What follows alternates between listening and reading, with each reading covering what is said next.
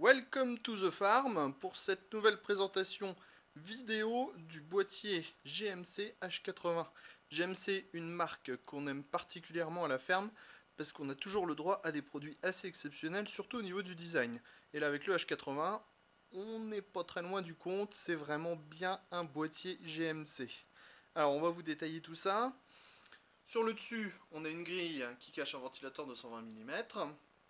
Sur la face avant, alors une sorte de miroir qui vous donne les températures du boîtier, le power on à gauche, le reset à droite, les prises additionnelles, eSATA, 4 USB, 2 audio, une Firewire, 2 baies 525 avec des caches mécaniques pour que ça aille bien avec votre petit lecteur, une baie 5,5 pouces classique, une baie 3,5 qui est dissimulée derrière un cache elle aussi, comme ça c'est bien propre, et un autre cache en plexiglas fumé qui vous donne en fait un accès au filtre et qui laissera apparaître les diodes rouges du ventilateur.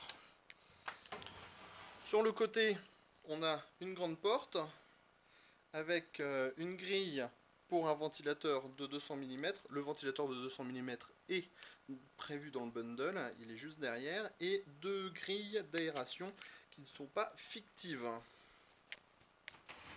On va passer à l'arrière avec un châssis plutôt moderne, avec une grille en 120 mm, l'emplacement des IO Shield de la carte mère, les deux passe-cloisons, les 7 slots d'extension et l'emplacement de l'alimentation qui est filtré. Alors on va pas passer en dessous, mais sachez qu'il y a un autre emplacement additionnel devant ce premier emplacement qui a aussi le droit à un filtre. Le filtre, il faut le rajouter soi-même.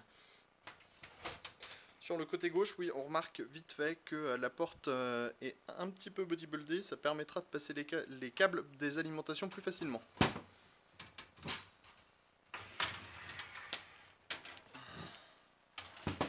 Alors, derrière la porte, on a le ventilateur de 200 mm avec des diodes rouges qui soufflera son air sur CPU, carte graphique, mais attention, avec l'épaisseur, ça va limiter la hauteur du ventira de CPU. Hop. Et maintenant on découvre le châssis, et pour du GMC, pour une fois on n'est pas déçu, c'est plutôt pas mal avec un accès backplate, des passages pour le câble management tout le long du plateau et même en bas pour les câbles de l'alimentation.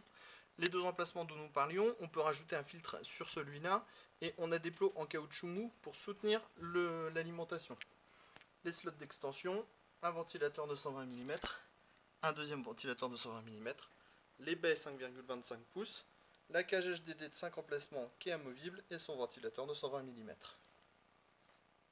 Le test complet prochainement en images avec du texte.